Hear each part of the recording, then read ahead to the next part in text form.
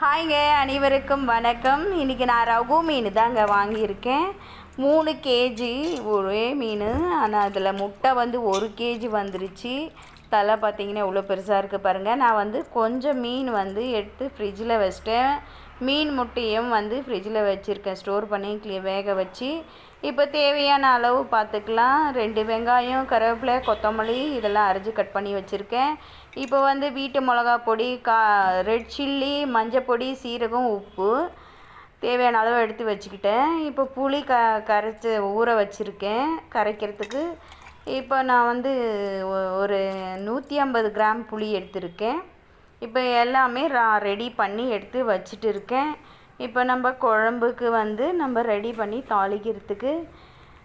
என்னுடைய வீடியோ பிடிச்சிருந்தா நீங்கள் நல்ல கமெண்ட்ஸ் பண்ணுங்கள். இப்போ நான் அரைச்சிட்டு தான் பண்ணுவேன். தக்காளி